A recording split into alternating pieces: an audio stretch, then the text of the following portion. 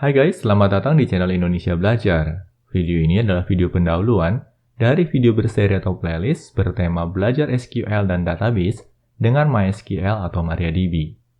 Dalam video ini, kita akan mempelajari beberapa persiapan untuk memulai sesi pembelajaran kita. Yuk kita mulai sesi persiapan kita.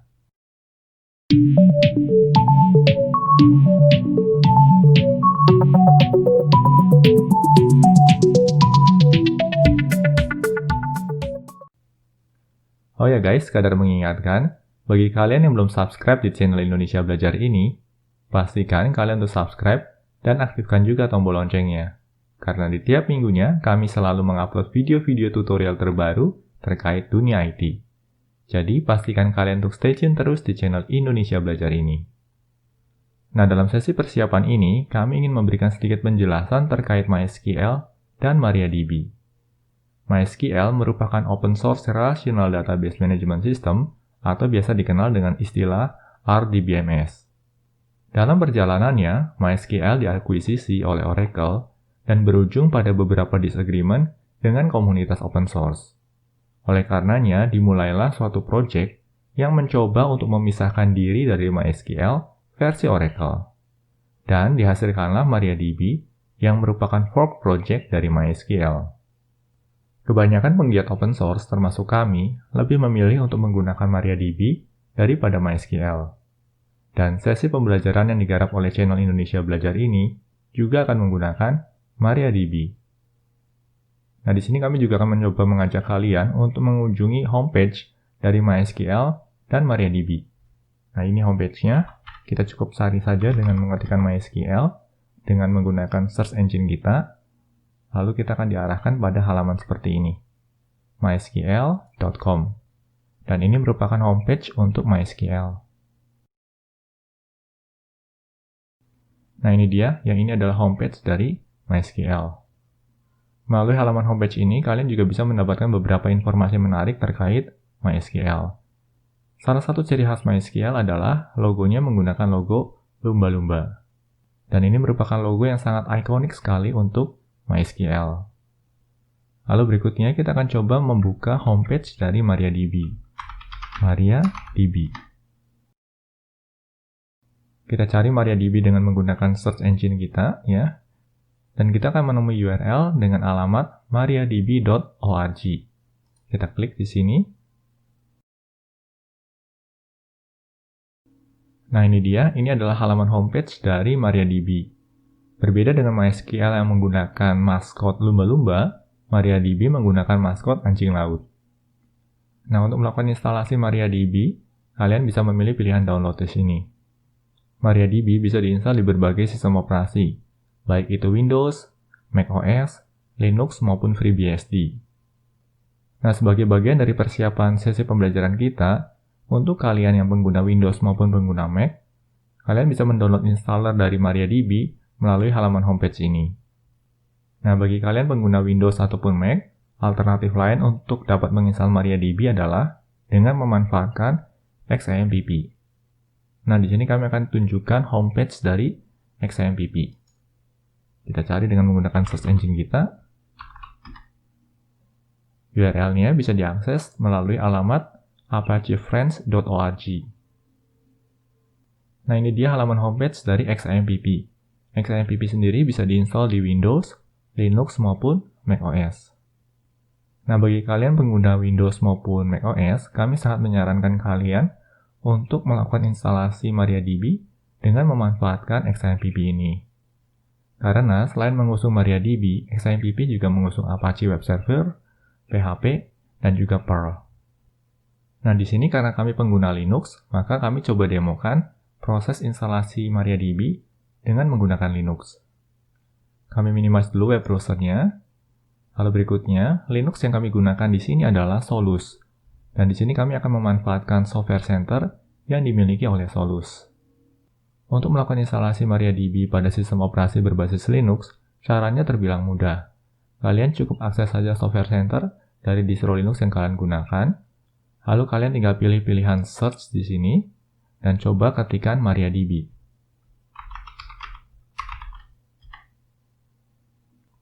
Nah, seperti ini hasilnya.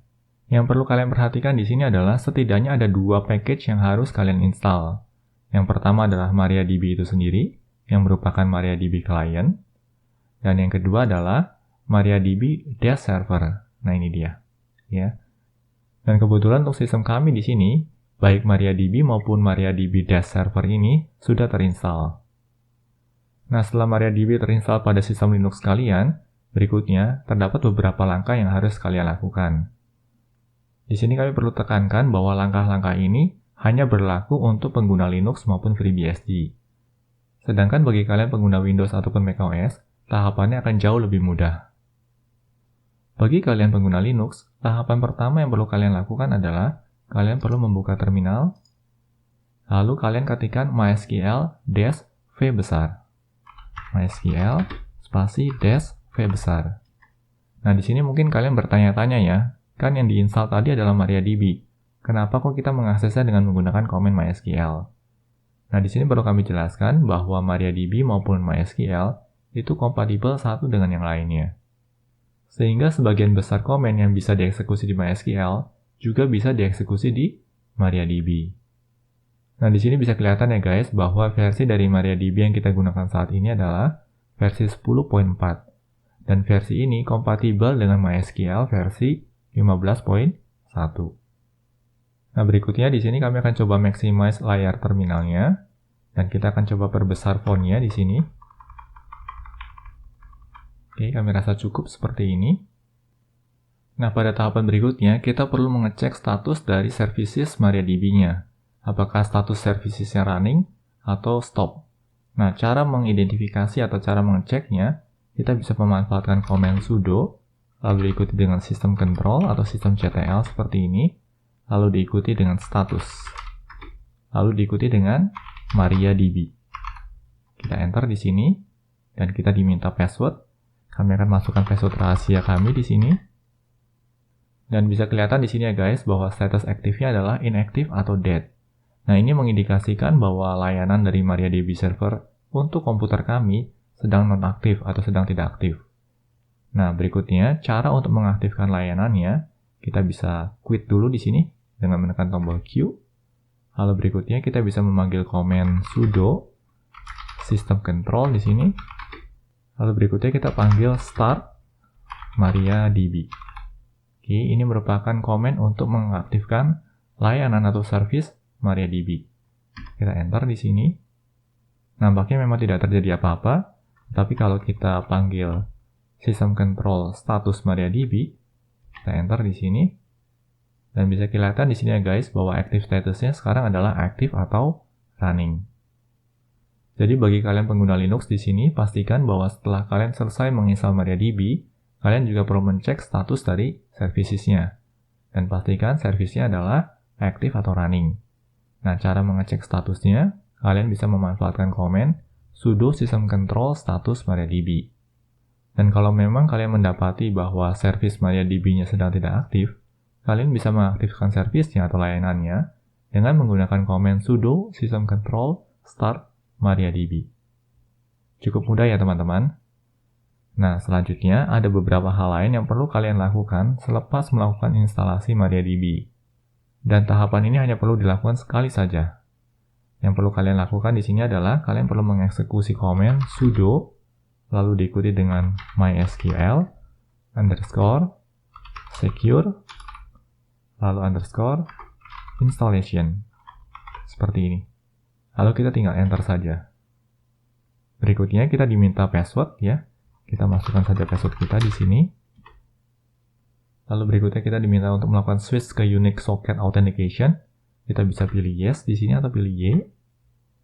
Lalu kita berikutnya diminta untuk mengganti password root untuk database servernya. Kita pilih saja Y di sini. Dan kita tetapkan password baru untuk database servernya. Di sini kami akan masukkan password rahasia kami. Lalu kami juga akan ulangi password rahasia kami di sini. Nah, berikutnya, by default, baik MariaDB maupun MySQL, itu akan selalu menyertakan anonymous user. Nah, untuk aspek keamanan, ada baiknya anonymous user ini kita buang atau kita remove. Nah, di sini ada pilihan, remove anonymous user, dan kita akan pilih Y di sini. Lalu berikutnya ada pilihan untuk disallow root login remotely. Nah, di sini pilihannya bebas. Kalau kalian memang punya kebutuhan agar database server ini bisa diakses secara remote sebagai root, kalian pilih no. Tetapi kalau kalian memang tidak butuh agar database server ini bisa diakses dengan menggunakan root secara remote, maka kalian pilih Y aja. Nah, dengan memilih Y di sini, berarti root tidak bisa melakukan akses secara remote untuk mengakses database server kita. Lalu berikutnya di sini ya ada pilihan untuk membuang tes database.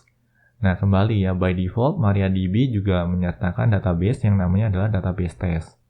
Dan di sini kita punya opsi untuk membuang database test tersebut. Kita pilih Y aja di sini untuk yes. Lalu berikutnya kita akan melakukan reload privilege table.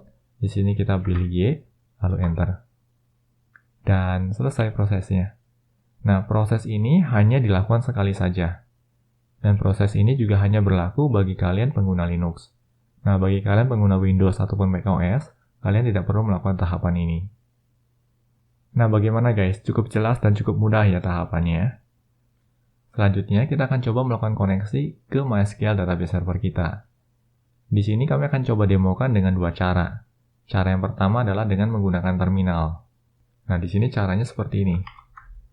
Kalian cukup ketikkan perintah atau komen MySQL, spasi, lalu diikuti dengan -u, spasi, lalu diikuti dengan root, spasi, -p, lalu enter. Nah, di sini kalian cukup masukkan password yang sudah kalian tetapkan tadi. Di sini kami akan masukkan password rahasia kami, lalu enter, dan kalian akan mendapatkan prompt seperti ini. Ya, ini adalah prompt MariaDB. Nah, sebagai uji coba, ya salah satu komen yang bisa kalian eksekusi adalah show databases. Diikuti dengan titik koma dan enter. Nah, seperti ini. Oke. Cukup mudah ya. Model akses dengan menggunakan terminal semacam ini juga bisa dilakukan pada sistem operasi berbasis Windows maupun pada sistem operasi berbasis macOS. Dan kalian bisa mencobanya. Nah, tetapi untuk sesi pembelajaran kita selanjutnya di channel Indonesia Belajar ini, kita akan memanfaatkan Database Manager. Nah, Database Manager yang akan kita gunakan adalah Beekeeper Studio. Nah, mengapa kami memilih Beekeeper Studio? Alasan pertama adalah karena Beekeeper Studio merupakan free open source software. Lalu alasan kedua adalah karena Beekeeper Studio dapat diinstal di berbagai sistem operasi, baik itu Windows, macOS, maupun Linux. Nah, berikutnya kami akan coba ajak kalian untuk menuju ke halaman homepage Beekeeper Studio. Nah, sebelumnya kita close dulu ya sessionnya di sini dengan mengetikkan komen quit lalu titik koma. Oke, kalau sudah kita close terminalnya di sini. Berikutnya kita akan kembali buka web browser kita. Kita buka tab baru dan kita akan coba gunakan search engine kita untuk mencari Beekeeper Studio. Beekeeper Studio. Oke, seperti ini. Dan search engine kita akan mengarahkan kita ke suatu homepage dengan URL beekeeperstudio.io. Kita pilih aja di sini.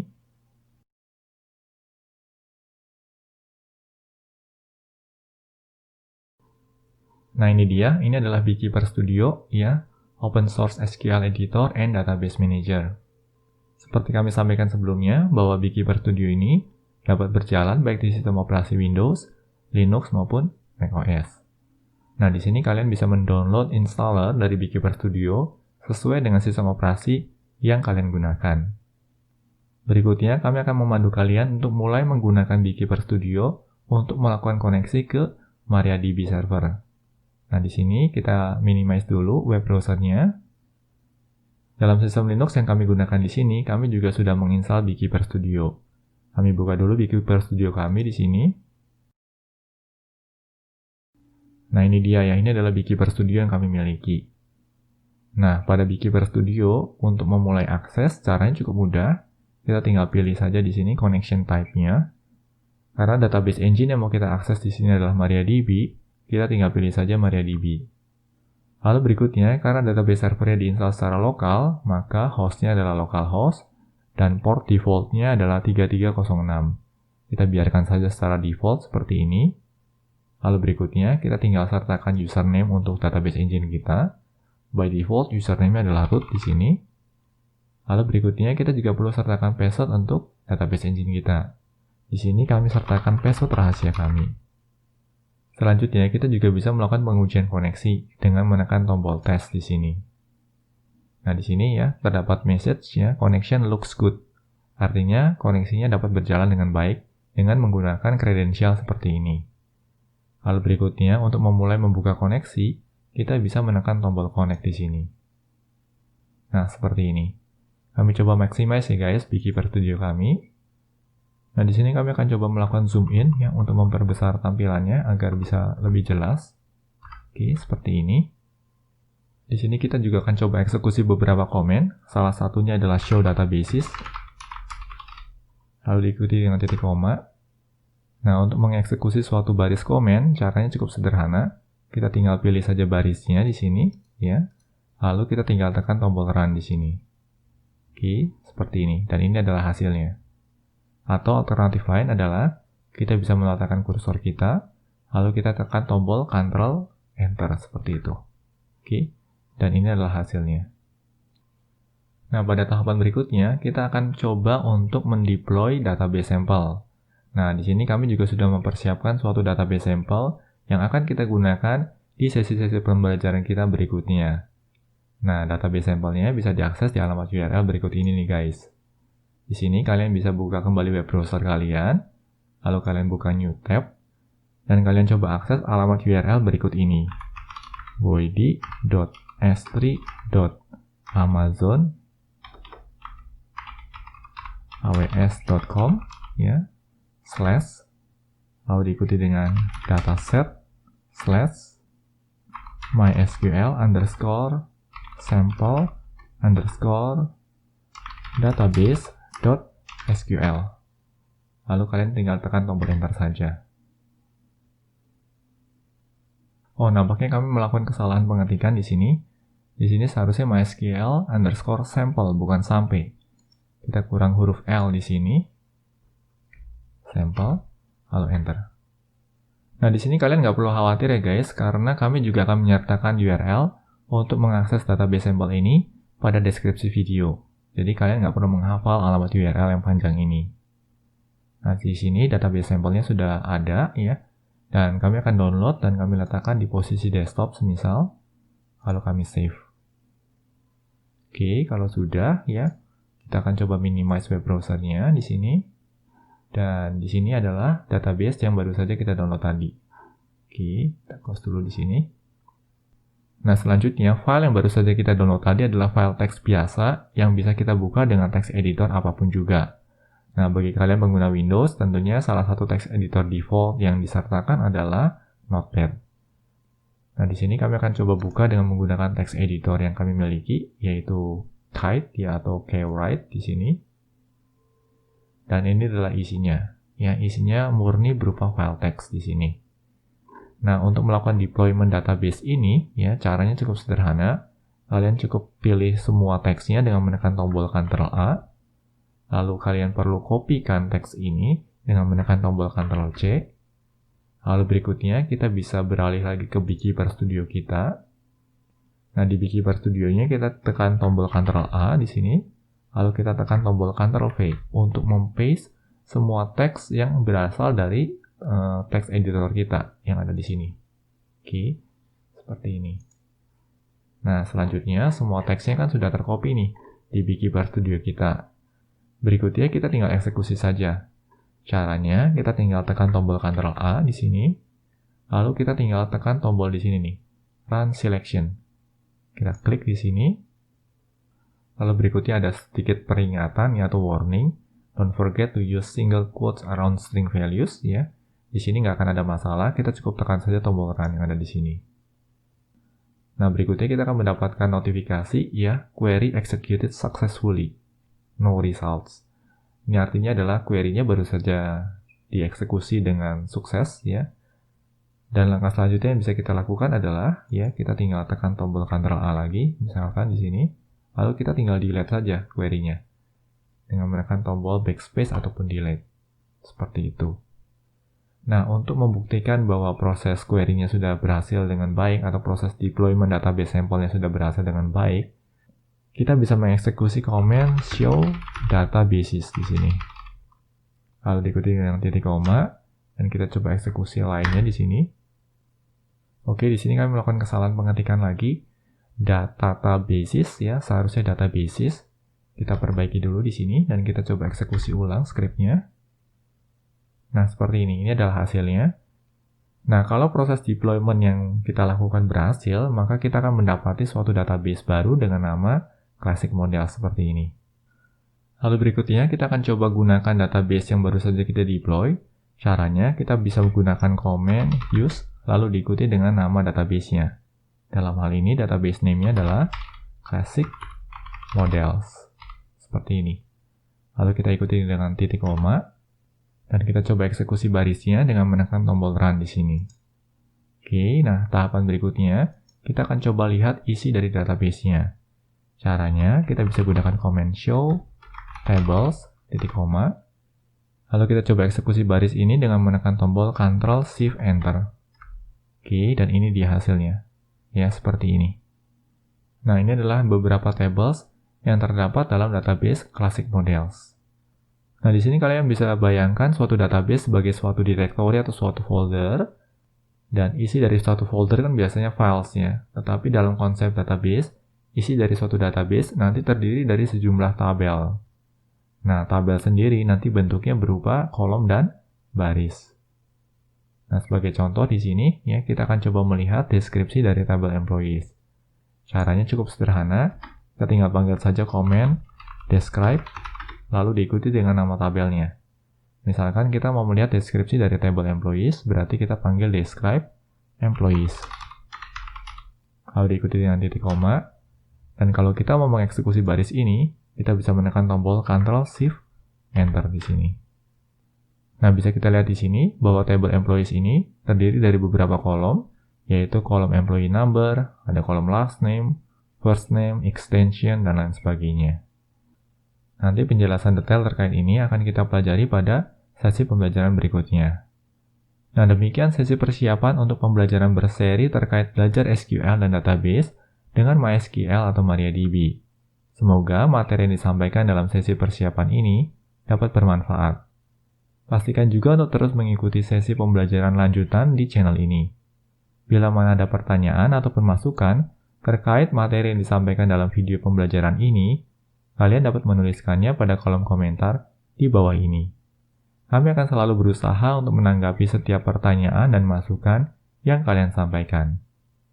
Oke guys, semoga video ini bermanfaat bagi kita semua. Jangan lupa untuk komen, like, share, dan subscribe tentunya, karena ini akan membantu kami untuk terus menghasilkan materi pembelajaran berkualitas lainnya. Salam Indonesia Belajar, banyak belajar biar bisa bantu banyak orang.